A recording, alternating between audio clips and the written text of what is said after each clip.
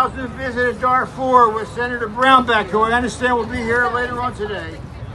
We saw and we heard terrible things, horrible things from the people of what was taking place. When I returned, I reported what I had seen. To his credit, in September 2004, Secretary of State Colin Powell, testifying before the Senate Foreign Relations Committee, called it genocide. He called it genocide. He said, when we reviewed the evidence compiled by our team, Secretary Powell said, along with other information available to the State Department, we concluded that genocide has been committed in Darfur and that the government of Sudan and Janjaweed bear responsibility. What is happening now? What is happening now is much worse, and it is genocide. It must be called genocide. The International Criminal Court should look at the crimes being committed in all of Sudan, and especially in Darfur. Thousands have been killed. Read the Wall Street Journal today. Hundreds of thousands of young people and people, children, are starving.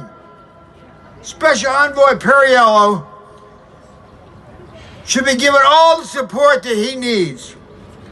The White House and the Secretary of State must be personally, let me say that again, President Biden and Secretary Blinken must be personally and publicly involved in solving this issue. Yes. There should be a high-level meeting in the White House. Yes. So all can see, the world can see, but the terrorists all around the world and the people of Sudan can see, and the people in the hunger and the feeding camps can see how committed the Biden administration is to working on the problem in Sudan. Yes.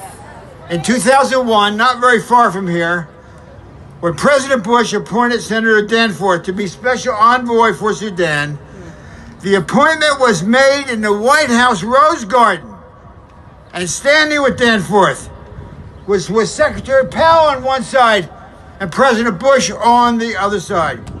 This sent a message to the world. Yes. It sent a message to every government official during the Bush administration that the White House and President Bush was committed, Yes. committed to solving this problem. Yes. And out of, as you know, came a new country, South Sudan. The same message has to be sent by President Biden and Secretary Blinken. If they don't send the same message to President Bush, this will give Perriello a very, very difficult time. That's right. The White House should also appoint a high-level military person to advise Special Envoy Perriello, since both of the factions, the Sudan Armed Forces and the Sudan Rapid Forces, are both military men. So to have an expert from AFRICOM or the Pentagon that understands Africa, that understands Sudan, would really make a difference. Lastly, where is the Congress? Where is the Congress? The bipartisan Sudan caucus at least to meet almost monthly. Former Congressman Capuano from Massachusetts was head of the last one. Where is it? It's relatively dormant. The bipartisan caucus for Sudan should be reactivated. And hearings should be held by the House and the Senate immediately to show the people of Sudan that we care deeply. In closing, I know the president can't hear me, but the Biden administration needs to act. President Biden needs to act.